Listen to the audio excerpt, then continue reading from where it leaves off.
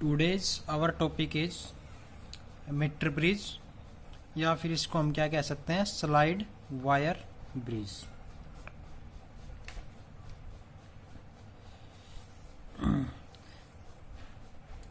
It is a practical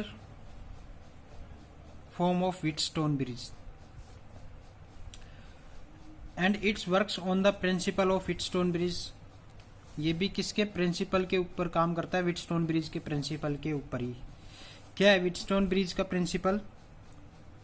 P upon में Q is equal to R upon में S, और S निकाला था तो हमने क्या आया था, Q अपॉन में P इंटू में R।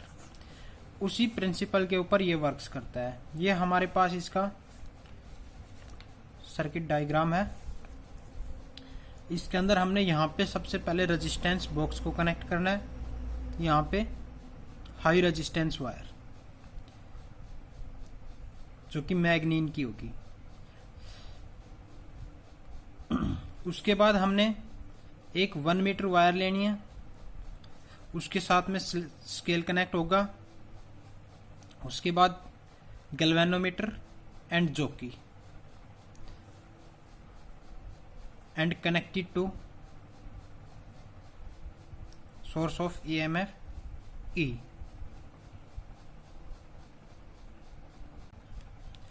सो सबसे पहले कंस्ट्रक्शंस देख लो इसकी। It consist a manganin wire of length 1 metre. ये हमारे पास मैग्नीन वायर है जिसकी लेंथ कितनी है, 1 metre. Having uniform area of cross sections which is fixed on the wooden board parallel to the metre scale. किसी भी लकड़ी के ऊपर हमने इसको क्या करना है, फिक्स करना है। लकड़ी का क्यों लेना है? क्योंकि लकड़ी क्या है, इंसुलेटर है। ठीक है, अगर हम इंसुलेटर की जगह यहाँ कंडक्टर वगैरह कुछ भी ले लेते हैं तो उसके अंदर से करंट फ्लो होके ना उसकी भी वो आ जाएगी। ठीक है, तो हमने इंसुलेटर लेना है, लकड़ी का बोर्ड, और उसके साथ एक स्केल को क्या करना है, फिक्स करना है। Next, 2 copper thick strip CS bend at right angle are fixed at the 2 end of this wire, this copper strips and this copper strips। There is another thick copper strips fitted on the board which provide 2 gaps between the right angle of strips। This is another copper strips, जो कि बीच में क्या है, जो पहले वाली copper strip थी उसके बीच में गैप और इसके बीच में गैप, क्योंकि इन बीच के गैप में हमें एक पे हाई रेजिस्टेंस वायर लगानी है और एक पे resistance box. A resistance box R is fixed in 1 gap and the unknown resistance S is fixed in the other gap। A galvanometer with the jockey J is connected at the terminal T। यहाँ पे हमने किसको connect करना है, galvanometer को, और उस galvanometer को किसके साथ, जोकी के साथ। And other ends of the wires is connected to the battery when the key is closed, then current flowing in this circuit। तो उसके बाद इसकी वर्किंग।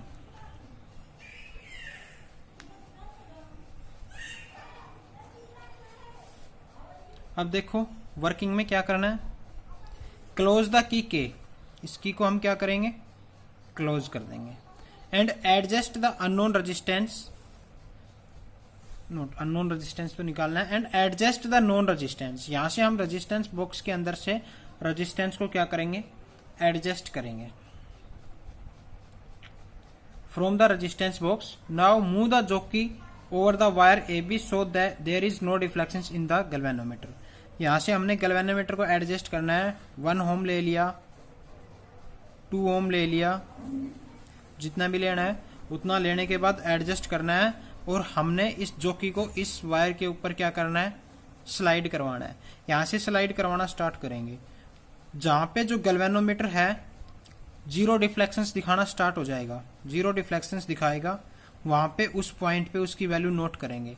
मान लिया यहाँ पे इसकी वैल्यू आ गई 25, यहाँ पे 25 वैल्यू आ गई L1 की। तो उसके बाद L2 निकालेंगे। L2 कैसे निकालेंगे, हमें पता है भाई टोटल 100 सेंटीमीटर की है, 1 मीटर मतलब 100 सेंटीमीटर। तो 100 सेंटीमीटर में से 25 माइनस कर देंगे, कितने आ जाएगा 75 सेंटीमीटर। तो L2 हमारे पास कितनी आ जाएगी 75 सेंटीमीटर। ऐसे 2-3 पॉइंट्स, 2-3 रीडिंग इसकी ले लेंगे। तो देखो आगे,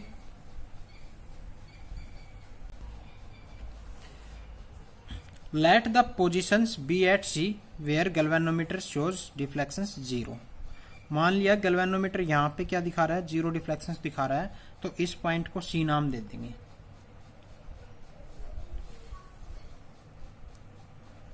late this positions be C at which the deflections is 0। तो resistance of the wire between A and C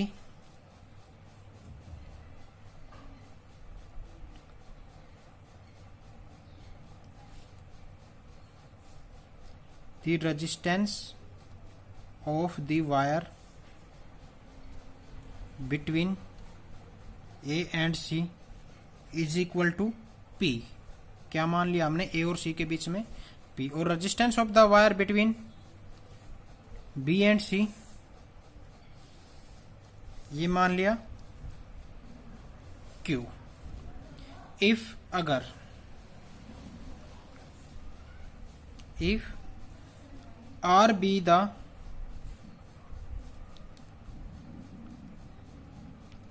resistance per unit length, then मानना हमने R क्या है, रेजिस्टेंस पर यूनिट लेंथ है। अब देखो बेटा,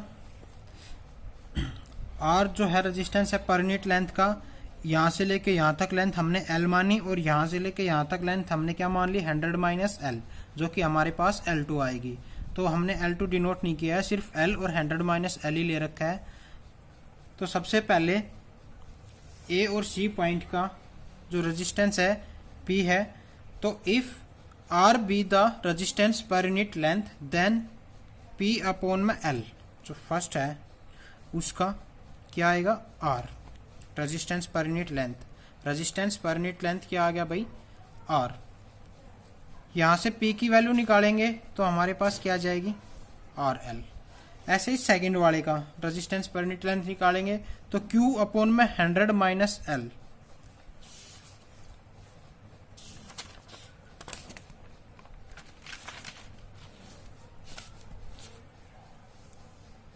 Q अपॉन में 100 माइनस में L इज इक्वल टू क्या R। और यहां से Q की वैल्यू निकालेंगे तो क्या आएगा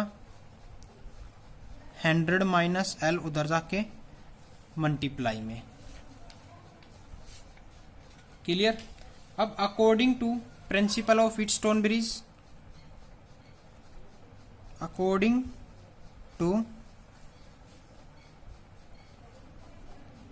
प्रिंसिपल ऑफ व्हीटस्टोन ब्रिज, भाई क्या principle P upon Q is equal to R upon में S, और S की वैल्यू निकाली थी तो क्या था Q अपॉन में P इंटू में R। तो S की वैल्यू निकालनी है। तो हमारे पास किस किस की वैल्यू है, Q की और P की। Q की वैल्यू हमने क्या निकाली ये, और P की वैल्यू क्या है RL।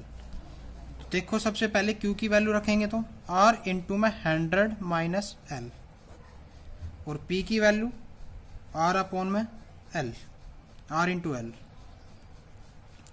मल्टीप्लाई में आर, आर से आर कैंसिल, एस की वैल्यू हमारे पास क्या आ जाएगी 100 माइनस में एल अपॉन में एल और इनटू में आर। ये हमारे पास क्या आ जाएगा अननोन रेजिस्टेंस आ जाएगा, किसका, इस वायर का। ठीक है, जो भी हम वायर लेंगे उसका अननोन रेजिस्टेंस आ जाएगा, कितना है, किससे, मीटर ब्रिज से और स्लाइड वायर ब्रिज की सहायता से। क्लियर।